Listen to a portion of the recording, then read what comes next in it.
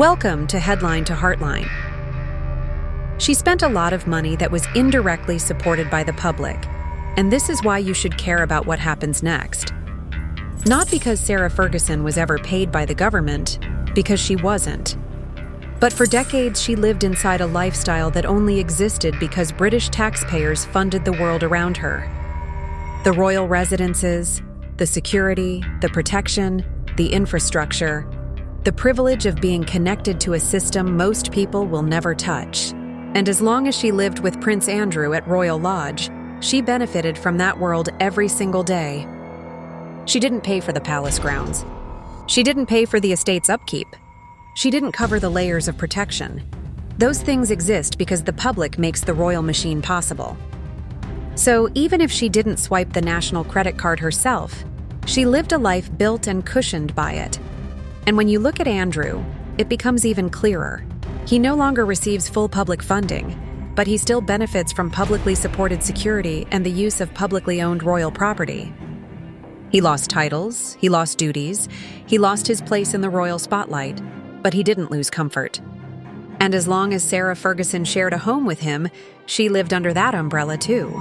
That's why her story, chaotic, emotional, sometimes infuriating, isn't just gossip. It's tied to a system people pay for. And now, for the first time in decades, she's stepping outside of that system. Because here's the twist.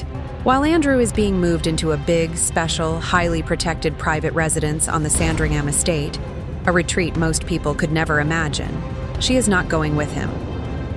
She's not being offered a cottage. She's not being set up with a little grace and favor hideaway. She's not being cushioned at all. She has to make her own arrangements. And yes, for someone with a long history of chaotic finances, that's a real concern. Right now, they are still at Royal Lodge. They're both living under that massive roof in Windsor Park, but the paperwork has changed. The lease has been surrendered. The palace has said the move-out will happen as soon as practicable, which is royal language for early next year. He will go to Sandringham, to privacy, space, comfort. And she will go wherever she can responsibly go.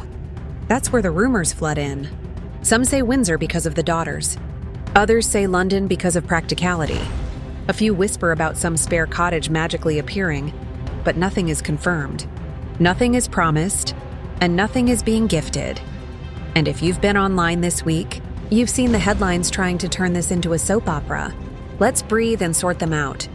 The calmer stories are almost gentle. They say she's preparing for an independent move, that she didn't ask for palace housing, that she wants to stand on her own feet. Those pieces quietly remind us of Andrew's new surname, his lost titles, the end of Royal Lodge, and her Duchess label fading away. They try to make it sound dignified, almost thoughtful. Then there are the loud, messy headlines shouting evicted, cut adrift, homeless. The eviction part has truth. The lease is over, the house must be vacated. The cut adrift part reflects a royal family distancing themselves. But homeless? That's clickbait. She is not on the curb. She is not sleeping under a bridge. What's real is this. She benefited from royal infrastructure for decades. And now she must pay her own way, something she has historically struggled to do. Some articles play the emotional angle, hinting she feels like collateral damage. They paint her as someone used to a soft landing now watching it dissolve. Those stories try to balance her financial chaos with her vulnerability, especially remembering her double cancer diagnoses, her surgeries, her fear for her daughters. When you blend that in, the move becomes more than logistics. It becomes the loss of her emotional base. Then you get the fall of the House of York think pieces. Dramatic, yes, but not totally wrong. They argue this is part of a cleanup operation, a monarchy tightening, shrinking, choosing discipline over indulgence. In that light, Sarah isn't just an ex-wife with bad credit. She's a symbol, a line drawn backward, and a line being drawn forward. So what do you actually get when you put all these headlines together? Not Sarah Ferguson is living on a curb. That's nonsense. Not Sarah is being rescued with a new palace. That's fantasy. What you get is this.